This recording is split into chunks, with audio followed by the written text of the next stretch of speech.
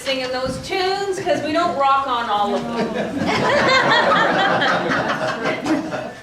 Yep, I'm honest. Well, I'm not going to stand up here and yap very long because I'm very thrilled and honored that Brock has come out to be with us. I went to the World Kindness concert in Vancouver, mostly because Patricia said, "Hey, you want to go?" And I said, "Yes." And it was amazing. It was light. It was fun. The first time I met Brock, and I'm sure you remember it. It was your birthday party, and I believe it was the Unity Church in Vancouver. Right. And so for his birthday, all he wanted was his friends to come and sing, and he wanted you to come make a donation to his church. That was it. Wow. Now, how can you not go to that birthday party? Yeah.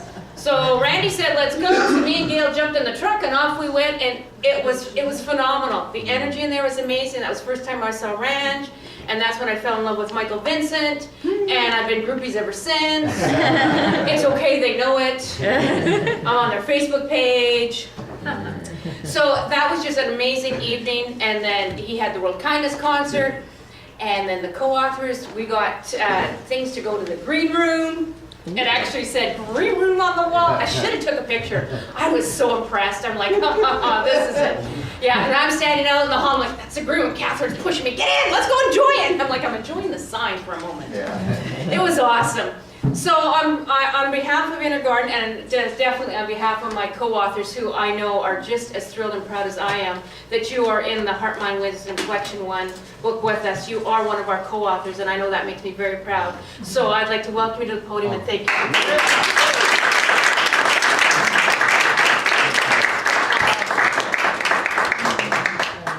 Wow, well thanks so much for having me here. Actually, I'm not busy till 2015, so I'm in great shape. And I'd heard that you guys were just amazing singers. It was on the news, so I witnessed it, so that was fantastic. I'm going to share a little bit just in the time that we have. One of the things I'm not, and I've got really great friends that are wonderful teachers. I never consider myself a teacher, and I'm more, I hope I just touch your heart today and inspire you. I'm going to share some stories from my bicycle trips around North America. I really believe that deep down inside we all know all the answers, we all know everything, and we came to this planet so beautiful and so excited about being here. And I think that we've lost touch with our heart over the years. So I really believe in that inner wisdom of everybody. But you know, the real challenge, and this has been my challenge over the years, and because way back in 1970, I was the first person to kind of ride a bicycle around North America. And it was a journey back to my heart. I don't know if you ever saw Into the Wild. Many of you saw that movie. I was kind of like that, and it was the guy that went just off, he took off his graduation hat, threw it up in the air, and burned all his money and went off into the wild. And at the end, and it's based on a true story, and in the end he passed on from eating a poisonous plant. He was out in the wild. But what he discovered along the way was that, and he wrote it down, was that happiness is a shared experience.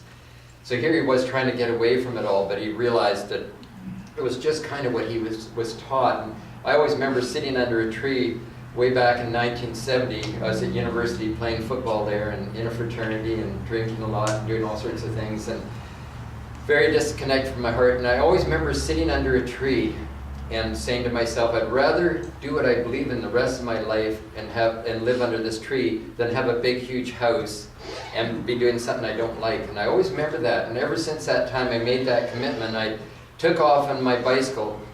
And for 6 months I was out in the middle of nowhere with packs all over my back and all over North America, through United States and all of Mexico. And it was really a 12-inch journey back from my head to my heart. But what was amazing, because over the years, but what I realized from touring a lot and with my little books and going into the stores, I used to have this old funky homemade camper that was all stained glass windows, and it had a fireplace in it, and I'd traveled down the West Coast for about 10 years with my little reflection books and just going and offering and speaking at places for free and selling my little books, and it was really neat. But what I really learned that about spirituality to me, we can study spirituality and then we can know a lot about spirituality.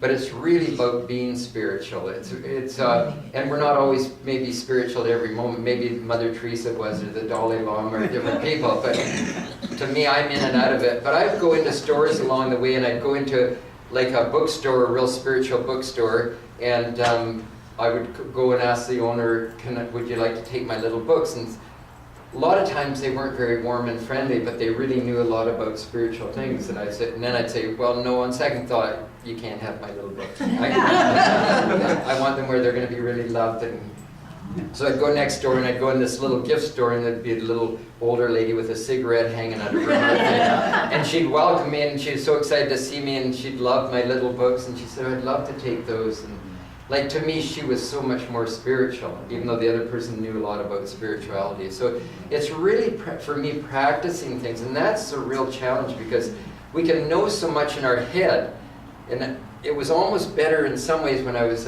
drunk and different things, because then I was numbing myself from my inner wisdom, and I didn't want to listen to it. But when I started to grow, it was tough, because I knew better, and then I would falter, and I thought, oh man, I just need to drink again so I don't see that I'm faltering. But to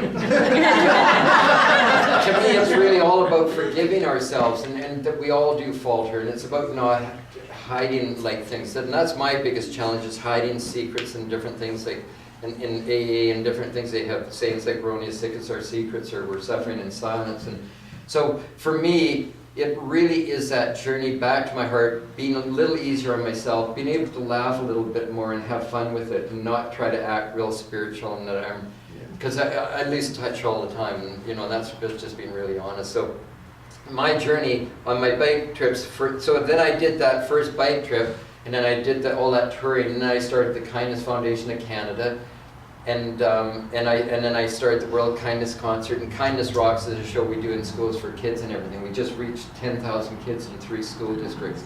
It was really, really fantastic. And so I did all these things, and everybody says, oh, there's the kindness guy. But I just want to be clear right at the start. I'm not always kind. I did it so people are kind. I want to see a kinder world, so people are nicer to me. So I really believe in kindness to ourselves first, because as my brothers said, my brothers, one of my 2 brothers, one almost, I thought he's going to be Prime Minister of Canada, and he passed on at a young age at 53, and my other brother is one of the world's most well-known astronomers. He's a really smart guy, and he's made these huge discoveries, and I was kind of the third. I was the granola bar behind these guys, so you can imagine the pressure that I was under going through all that. But I always remember my brother saying, because I came from a family, a beautiful family, that my mom and dad would do anything. They'd give their life for me. I mean, there's no love greater than that. But when I was a kid, that wasn't what was important to me. To me, I needed to be hugged. I needed to share my feelings. I needed to be able to look in their eyes and say, I love you, and have them say the same thing. They never could do that. They couldn't do that, and yet we lived in West Vancouver, wealthy family, and all their friends, never divorced. I'd say of 50 couples they knew really well, because they belonged to the Capilano Golf Course. None of them were divorced, but they only liked each other. They were rude to their waitresses, everything didn't matter. But they'd take care of their own, right? They'd take care of me, and I always had kind of, when I did that first bike trip, I was very suicidal, because I just thought I'd landed on this planet by some mistake. And I'm much more of a global thinker. I think all children are ours, and so it was hard for me to see those things that, like, say, my parents' prejudice to things. But then I realized over the years they were just ignorant to things, because they were brought up in their own little world, and they were afraid to look outside of that. And so I just really saw that kind of fear, and I realized, when my mom and dad passed on, they were married 65 years, never a harsh word between them, and my mom died of a broken heart when my dad passed on. So there was such a strong love, like, a love, like when my brother died, when he passed on, my parents would have given their life to be in his place instead of him.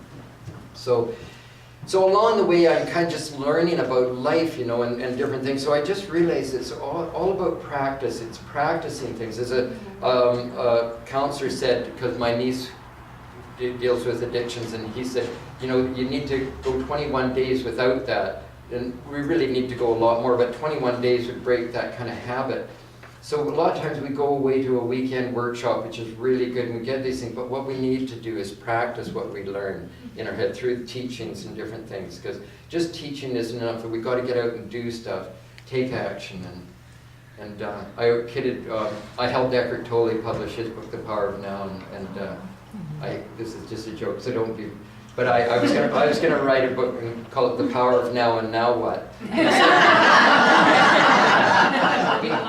because I know Eckhart, and Eckart's such a unique guy. He just loves to meditate and just be in that beautiful place. But I really believe we need to come out of ourselves and be of service and get involved in community. And what I've seen around North America is just community is just dying. And I go into different little communities. Well, since that first bike trip, I did another one in 2000 that was 18,000 kilometers all around North America for 7 months through 33 states and all of Canada. So through Mississippi, everywhere around the states. And then I did a third trip 3 years ago. I'm 66 years young, and that one really took a toll on me because I was 63, but I did it solo, this one, and pulling a 70-pound trailer through mid-America, through Idaho, Utah, in the middle of winter, and that was tough. And people say, well, why did you do it? And I said, well, because I'm nuts, first of all, but secondly, that's when schools were in, and I'd come in and speak at schools for free to 400 kids at a time, and it was just great. So that was very tough on me physically and emotionally and spiritually, every way. It took quite a toll on me. And so, but all the time I learn, coming in, when you're on a bicycle, you see things very clearly. You come into little towns and you see children that are so excited and full of life, and then you see people that are older, and then they're in these little towns in maybe the local cafe, and they're pulling the thing all day, gambling away, and just you wonder, why do we lose that energy? And to me, we don't lose energy, we lose the desire to live. I have the same energy as I had as a child. I'm just as excited. It's just that my body's in a lot of pain. I just had a knee replacement, I've had a hip replacement. I'm pretty well bionic guy now. But I still had that same excitement as a child, because I want to keep that. Not the childish qualities, but the childlike qualities. That's what's so important. A lot of times we have the childish qualities, which might be more like our politicians and that kind of stuff. Not that childlike, that exciting part about it. So I'm going to share a few little stories from the bike trip, just because I love little stories. And I always remember, on my third bike trip, I'll share a story. And I was coming into a town, and I had a team of people in Vancouver that set up a place for me to stay every night for 8 months. And what a team. That was a lot of work to do that, to set up a place. So if you can imagine riding through the cold and just riding all day, maybe 8-10 hours a day through the mountains, just freezing. And I don't know what kind of situation I'm going to come into, and what kind of home, or where the team had set up a place, and I'd come in, might stay in a real big mansion one night. Next night it was like Slumdog Millionaire, and I was out in a commune somewhere, just going, just sleeping outside in the cold. So it was neat because I met every age and style and color of people, and through all my 3 bike trips I did. So naturally I lost that belief that people are different because of different ethnic backgrounds or different ages or styles. I feel we all have the same feelings and fears and everything deep down inside. So this creates a oneness, something my parents didn't experience because they stayed to their own little group, right? So they saw other people as different. And but I saw everybody really deep down as all wanting the same thing. And so that was one of the things I seen. So one time while I was coming into town, and I'd go to local libraries on the way as I came into a town or at somebody's home, and then I'd find out for the next place I was going to be staying. And this one guy, he was writing to me for about 2 months. He couldn't wait till I got there, and it was near the end of my trip. It was in Oregon, so I was coming back towards Oregon. And this guy was just, you know how you picture somebody when you hear their voice, you think, what's this guy going to look like? He's going to be... And he was just so excited all the time, so I saw him, this little guy just full of beans and excitement. So anyways, I was finally getting to the town, and he was the one person that drove out in his pickup truck. He gets out of his pickup truck, and the guy's 6'6" with tattoos all over. The toughest looking guy I ever saw. And then so he rode along in his truck and took me to his place where his wife, and they just had a little baby where. And this guy, his story was so amazing. And like he was in the Navy. He's only about 28 now. He was in the Navy, and he was drinking a lot, and in a lot of fights and bar fights and everything. Just went through a lot. And he had 4 close friends, and he lost all 4 of them. And he was there when all 4 passed on. One passed on at that young age of cancer, and he was right there when his friend passed on. Another one, they went hiking up by Esalen by Big Sur. There's a beautiful spiritual place there, but they weren't very spiritual at that point. And they snuck onto the property, and there's hot pools and everything. And anyways, they were stoned on drugs, and the guy went out on the cliff and fell off the cliff, and he fell to his death. Another one was, they were in the sand dunes together in the 4-wheel little things, and they were in the sand dunes and of course drinking and everything, and his friend flipped and came down on him.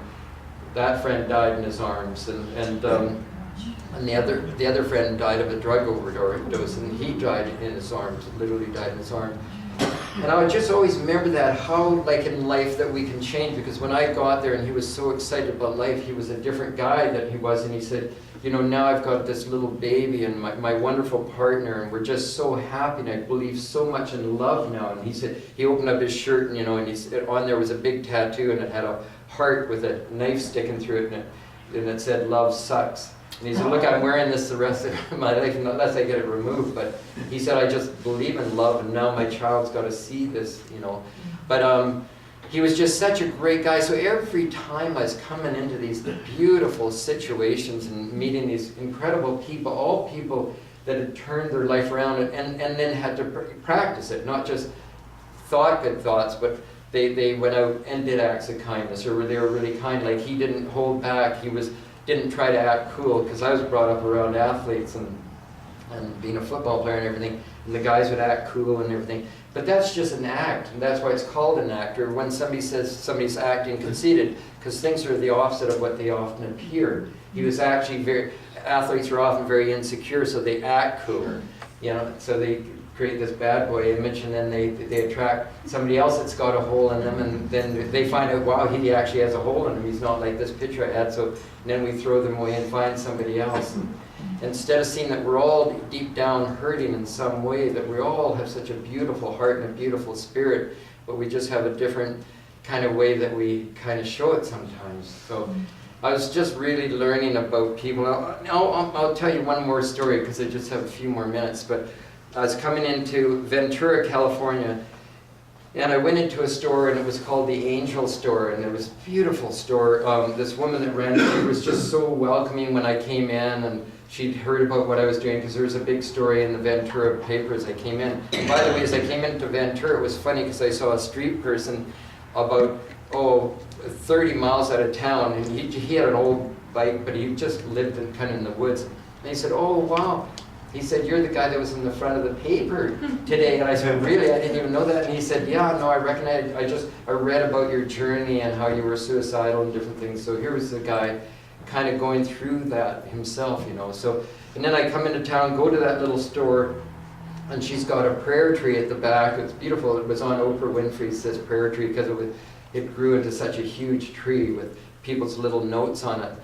But so she said to me this one time, because a lot of people that were in the war live in Ventura, because it's a warmer place in California. A lot of people come out like to Portland because it's a little warmer on the West Coast, or down in California. So a lot of them are like Vietnam vets and people like my age you'll see in Portland on the street, because I was at that time. But so anyway, this guy was outside her store when she came in, and he was in a wheelchair, and he was a street person, and he had this huge beard, and he really smelled like, you know, with pee and all sorts of things on him, and food in his big beard. And she'd seen him around, but she went into her store, and then she looks out, and he's looking in the window, and he's looking up at a little angel that's hanging from a string. And so she goes back out, and she says, wow, I saw you.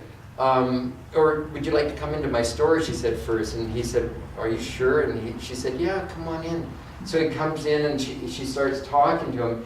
And then she says, wow, I saw you looking at that little angel up there. Would you like to have that as a gift?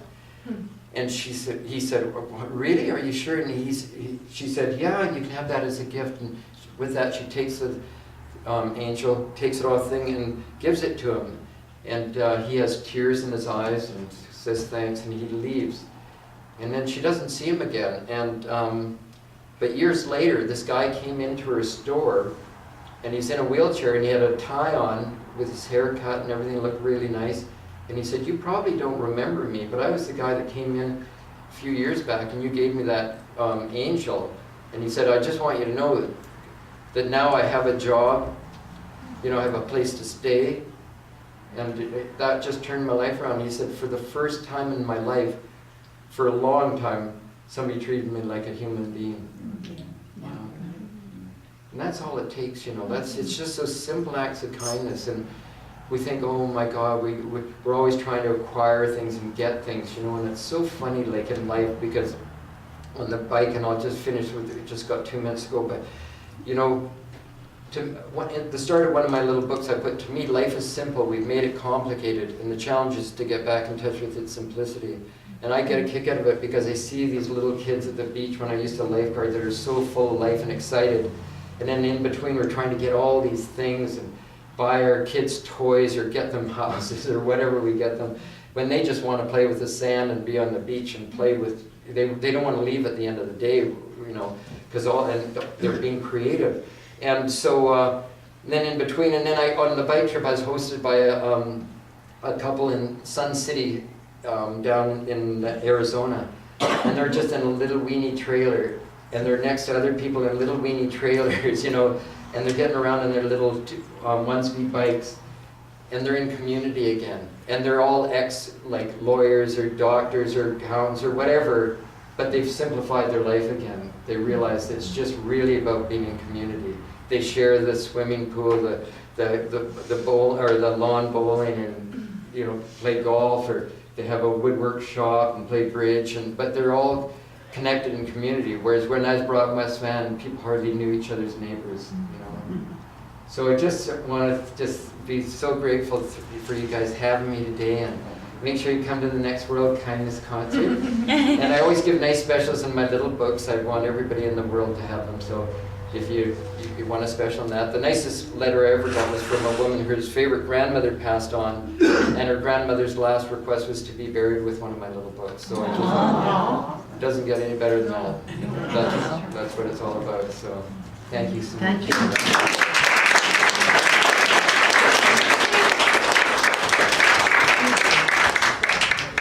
Makes me feel better because I sure ain't spiritual every waking moment of the day. I thought it was just me. Woo! Whew.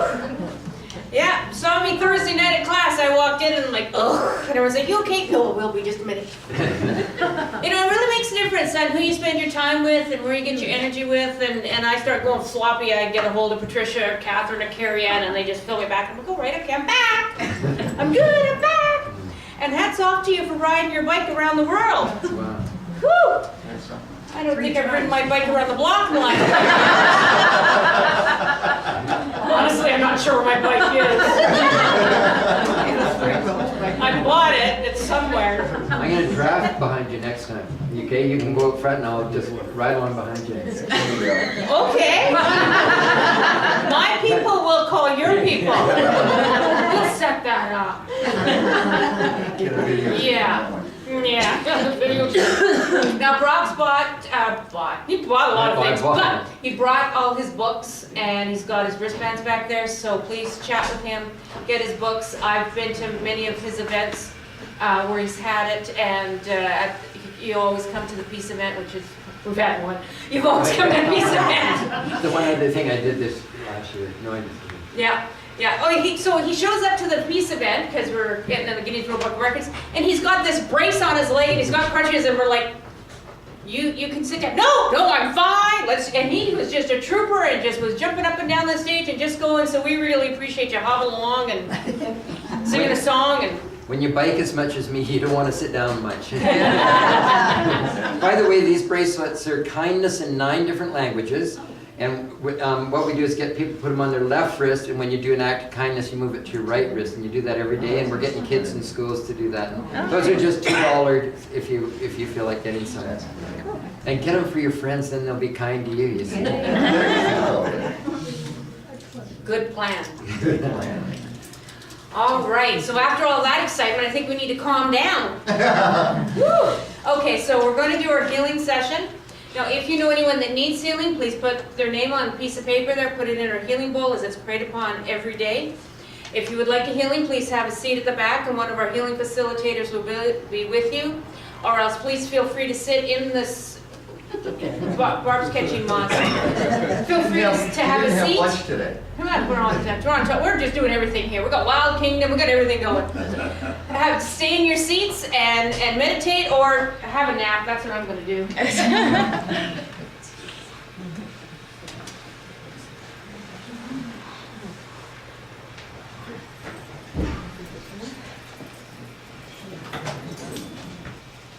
More seats for back there?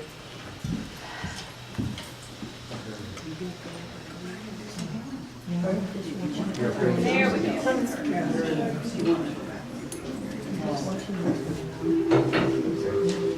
Find a comfortable position and take your thoughts inward and upwards to a little spot in the universe where God resides and healing begins. Allow the energy to move through the tips of your toes, moving upwards, swirling round and round the body. And allow it to come up through the top of the head and flow over the body like a gentle summer rain. As you breathe in again, feel the energy bringing alive all the cells in the body that work together with all of the organs. And allow those organs to be like a wonderful symphony concert orchestra that play their instruments independently, but they play with such harmony and such rhythm that they are working for the whole beauty of the piece they are playing. And as you breathe the energy in and revitalize all of the energies in the body, in the cells, in the organs, know that you are doing that to bring healing to the whole. And as the energy comes in again through the tips of the toes, allow it to expand into the mind.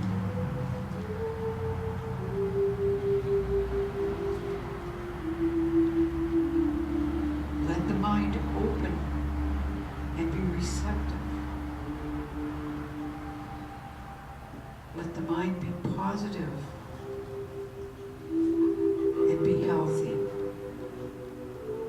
so that it may touch the dreams, the ideas that God has to make you all that you can be. Allow those dreams, those thoughts, those energies to come through the mind to healthy growth, so that they will grow and produce the dream that God has for you.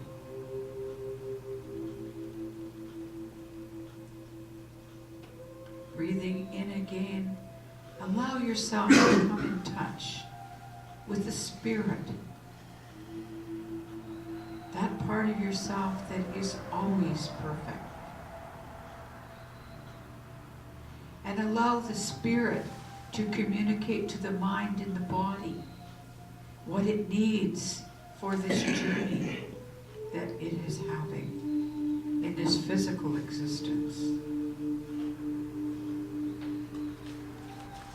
And as you have healed your own self, body, mind, and spirit, be like a pebble in a great pond of energy, and allow your energy to move forward and ripple outward, and let it touch each member in the room. And joining together, allowing the energy to draw through everyone to facilitate the healing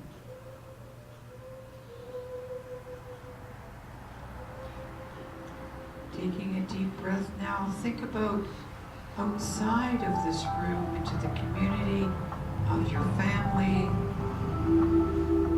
the community around you, of your teachers and your leaders. And allow that energy to ripple out and touch all of them so that they too may experience the wonderful healing, the wonderful peace.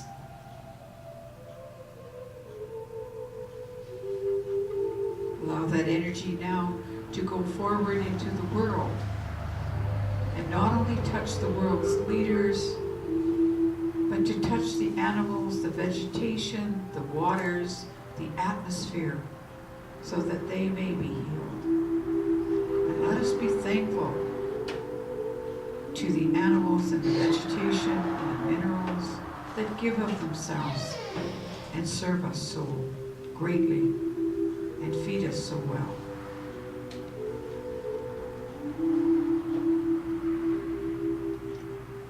Allow us now to reach out into the universe, into other parts of the universe that we are not familiar with, or many mansions in God's world that we are not aware of every room in every mansion.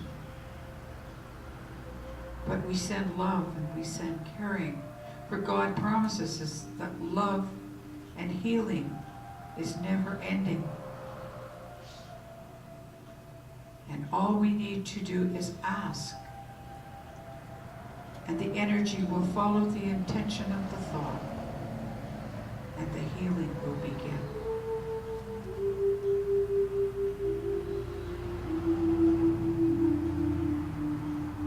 Now, as we circle back to the seat of the soul, take a few moments just to sit quietly before you come back to your everyday workaday world, to enjoy the tranquility and the peace of the healing area of your garden, the inner garden of healing.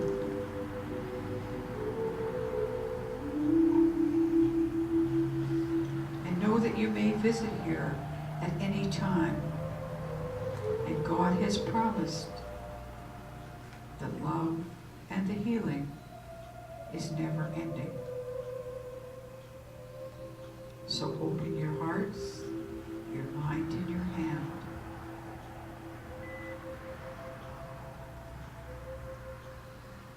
God bless you, and He sends His angels to keep after you.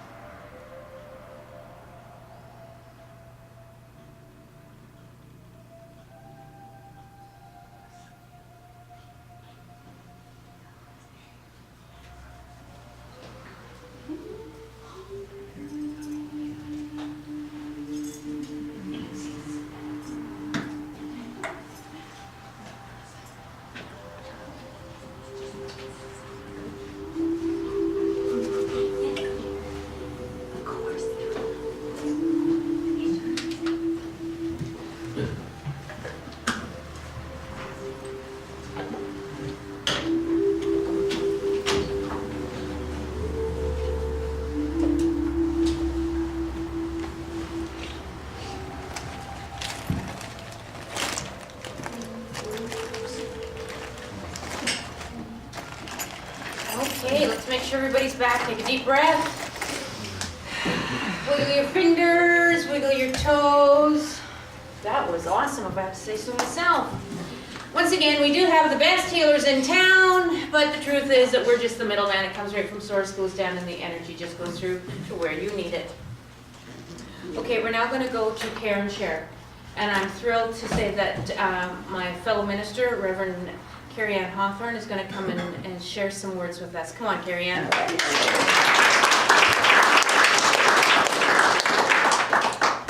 Sorry. Should have ran. I didn't want to say. Good morning, everyone. Good morning. And thank you so much for coming out, and thank you for this opportunity to do the Care and Share. Brock, I have to say, that was amazing. So thank you so much for coming. And that was just a wonderful talk. And thank you, Patricia, for inviting you. That was wonderful. Today I wanted to talk about a fellow friend of ours, Ray Helm. And if you don't know who Ray is, Ray was Dr. Love. And he was a teacher, a mentor, father, husband, grandfather, and he was an amazing man. And he's been on my mind the past week because I was going through a lot of head-mind stuff. And it's funny how Brock had actually touched on that and taken that 12 inches and going to the heart-mind. And that's all it takes, is just speaking from the heart. And when I mean head-mind, I mean that part of us that's overanalyzing what somebody else says, overanalyzes what you've said, overanalyzes everything. And you know, the end result is usually something negative that comes from that. And so it was all about going back to my heart mind. And if you weren't here on Thursday, Thursday was a wonderful night with Reverends Jeannie Martin and Reverend Heather Quinney during a demonstration night, and I happened to get a message from Ray. And it was just wonderful. It was just validation. It was something very personal to me, and I just needed to hear from him. And then at the end of the night, Heather, I totally believe that this was an inspired thought that she had had at the end when they were wrapping up the evening. She had said something to the effect of, you know, when something happens and we walk away with, we usually walk away with the guilt from that. Instead, we need to take a step back and take the lesson from it. And so, and I really needed to hear that as well, to just to wrap it up. With whatever happens in our life, let's take the lessons from it.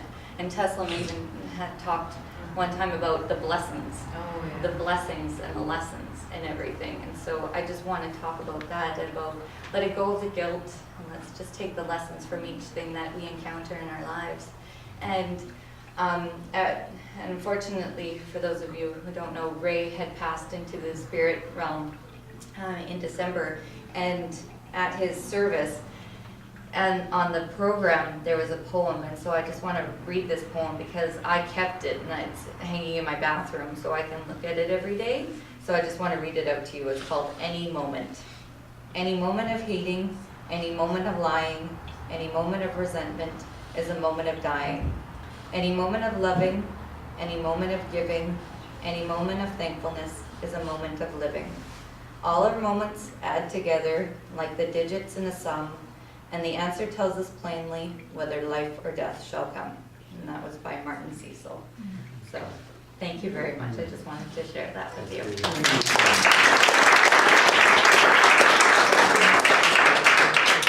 Thank you, Carrie Ann. It's always good to hear from Ray. Yes. You know, and now that he's, we can talk to him more All often. the time, yeah.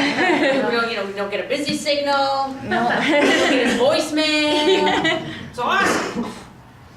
Okay, so now we're going to go on to birthdays and anniversaries because I'm sure there is some. Who's going to confess? Catherine. Dwayne's on the 24th. Oh, that's right. It's Dwayne's birthday. All right, and we're going to sing happy birthday and happy anniversary to everybody online as well. Songs in the back of the book. If it's not there, you don't got it.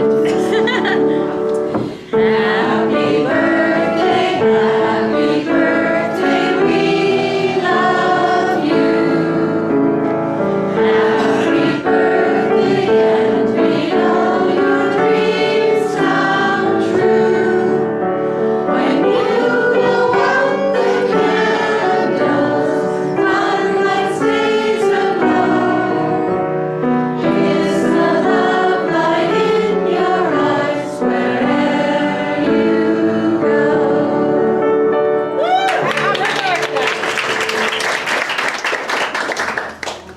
All right, is anybody here new, or is anybody going to confess to being new? Oh, brave woman, thank you very much. Okay, now we have a rule here. I made it, so it must be true. If I scare you, go see Carrie Ann. You have that tendency. Do I have a tattoo? What? I said you have that tendency. I have that tendency. It's true. It's true. It's okay. I know it. All right. So now next Sunday we're having Reverend Leslie Prentice coming. So if you're able to come and pop in and be with us, then that would be great. Now, after that we have Jim Hyman's coming. Now, he Well, he's a funny guy. Yes. We really like him. He's been here a couple times before, and he's just a nice guy. So he's going to come on the Sunday. He's also doing Dem at Brotherhood, I believe it is, and we have flyers at the back, so if you're able to go and see him and see his mediumship, he's really a phenomenal guy. Now, every Wednesday we have meditation with Ramona, so if you're into meditation, come be with her, because I hear such great things from. Where's Susan? I saw you come in. You went and you enjoyed it, didn't you? Yeah, so if it's Wednesday 9, so drop in. And it's going to be, the drop-in is, I believe it's your week, Catherine, for Thursday, and then I think the end of the month is Charlie. And then starting up in June, Barb's going to do the second part of her spiritual psychic awareness level 1 A, B, C, D, E, B, E. Yeah. We're at B. Stick around, there'll be more. So drop in, it's $10, come and spend the night. Well, I feel like I live here. There's a room in the back, there's a cot, we've coffee. I never go home, so why should you? It's from 7 to 9, it's $10, come and be with us. And I think that's all the highlights we got for now. Next Monday is Ramona's Freedom Dance, energy dance. Yeah, every 2 weeks we're doing this energy freedom dance. So we did it last Monday, and not this Monday, and then the Monday after we're going to do that. So it's balancing your chakras, it's just being aware of your chakras and opening them up, and we're just blindfolding everybody, and then we're just dancing. Moving the chairs out of the way? No, that's no fun. We're going to leave them out so you trip over. We're moving them for everybody else. Now we're going to be adding something at the next one, which we didn't at the last one. It's going to be called stretching. I woke up and there's muscles. I'm like, oh geez, I don't know where those muscles came from. So there'll be a little bit of stretching afterwards. I'm just saying, we're tweaking it as we go along. Whew. I go to curves, but apparently we don't use those muscles at curves. Whew. Okay, so now we're going to do our free will offering. It's song number 21 in our book.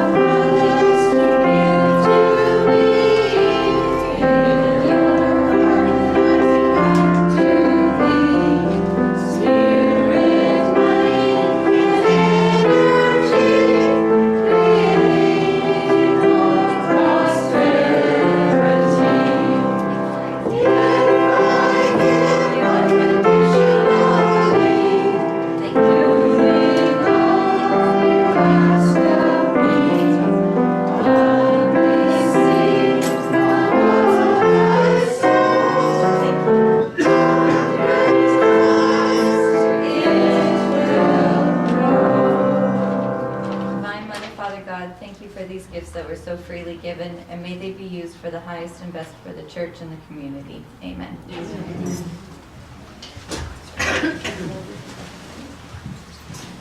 Well, that was fun. I don't know where Carrie Ann's going. Oh yeah, it's dessert time. Hightailing it out of here. She can run, but she can't hide. I can track her down. Yes, you can. Now, the rest of the world calls this spiritual facilitating. We've renamed it dessert. Barb wasn't here one day. I ran amok. That's what we do. That's what we do. Sorry, Barb. Yeah, cats will win, the mice will play and change the rules. Yeah. But you wouldn't expect anything else. No, that's how we roll. Yeah. So we're going to give messages and hold on to your socks. Okay, hit it. Oh, jeez. Are you sure you don't have anything? Yeah, I'm over here. Okay. Shirley,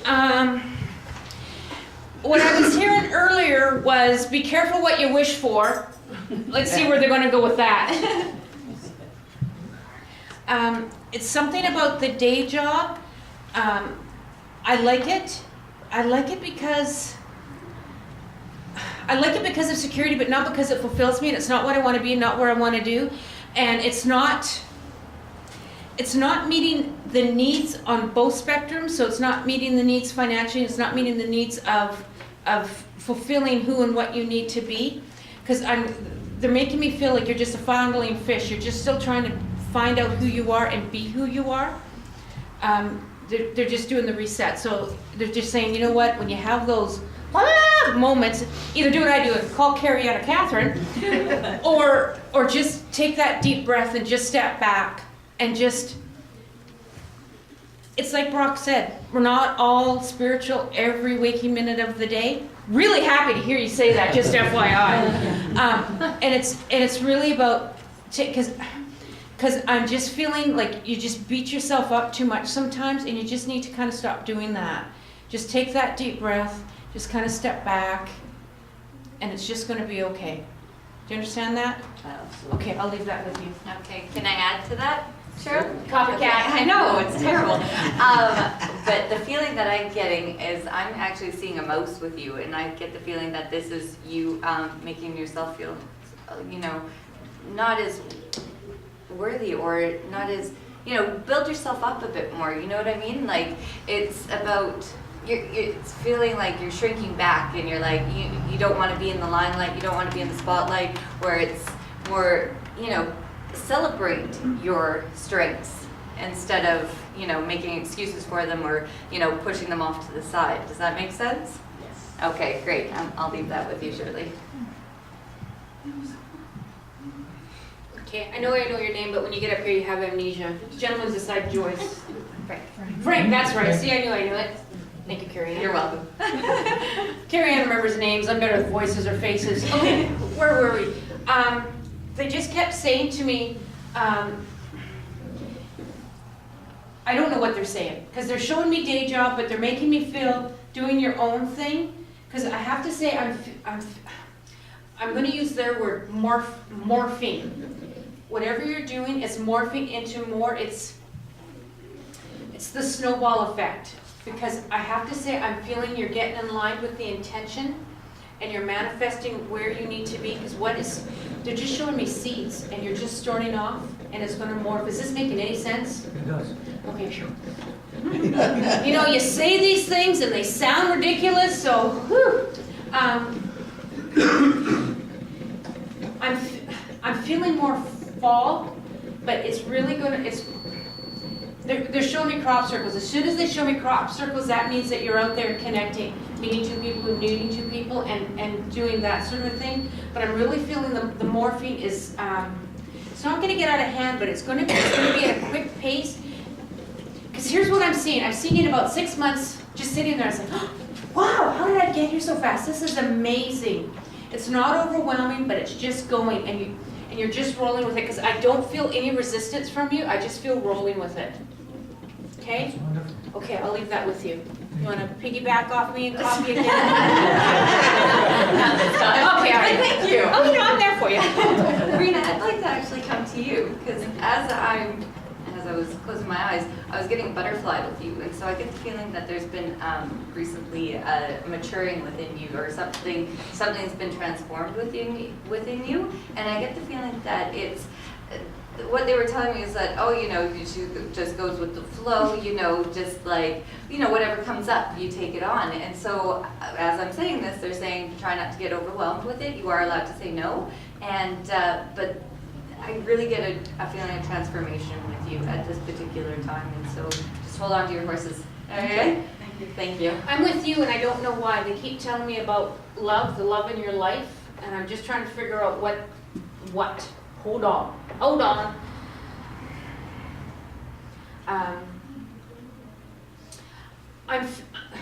I'm feeling kind of drained/tired from work, because I'm feeling greasy. I'm feeling kind of drained from work. I'm feeling ditch digging, like physical. And I have to say that when you get home, I feel there's that soft place to fall. When you go somewhere and when you're with a negative Nelly and your negative energy, I have to say that feeling at home, but I'm getting the feeling somebody changes the furniture around a lot too. Does that make any sense? Because I feel you get home and things are changed, and it's like, where's the spoons? They were here yesterday. Does that make any sense? Because I get a little bit. Okay, because I'm getting changing. But I really get that sanctuary at home. It's like you get home and it's just kind of like, I'm here, and it's almost, I'm getting the teeter-totter, so I'm getting, you appreciate it, but you don't appreciate it, so I'm not understanding what that means. Do you understand what that means? It's, because they're showing me Oprah's gratitude journal, where, you do the gratitude sort of thing, so it's almost like some days you just get home and it's like, oh, well, this is just how it is, but not everybody's that fortunate to kind of have that, And that's kind of the feel I'm getting. Does that make any sense? Yeah. Okay, Yeah. good. That's all they're giving me. They feel like you have a question, and if you do, you can ask me later, because they're kind of stopping. Okay? You? Yep, one more, and then you're done. Okay. Yes, ma'am. See.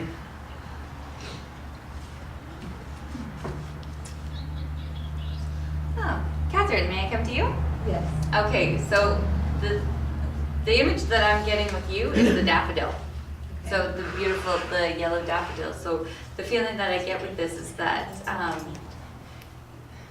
okay, I'm getting the cup and the cup runneth over, and you know, you're filling up your cup too much is what the feeling that I get with this. And that, again, like I said to Rena, you're allowed to say no, and you're, you know, make priorities with what it is that's coming up in your life, all these activities, and you know, getting yourself out there. It's great, but I feel like you're going from dusk till dawn, and it's wearing yourself thin. So just, you know, make sure that you refill your cup. Okay? I'm working on it. Excellent. All right. Thank you. Fantastic. Thank you, everybody. Carrie Ann's going to do the closing prayer, like how I snuck that in. And then we're going to do a circle, and we're going to sing number 48, our closing song. Excellent. Please join me. Divine Mother, Father God, thank you for this day, and thank you for allowing us all to get together to be a part of it. And may we go through this week with love in our hearts, mind, and thoughts, and our words. Amen. Amen. Awesome. Okay, do the best you can. Joining hands, make a circle, make a line. Grab behind you, right?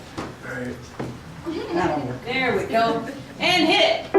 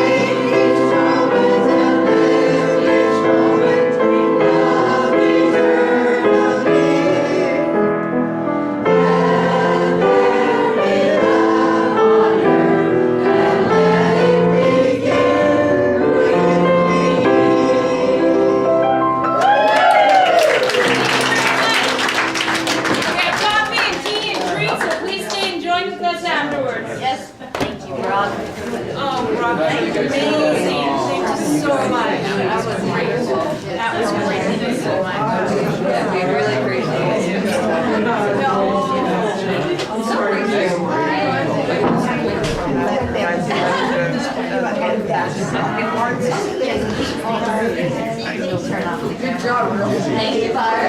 Good job.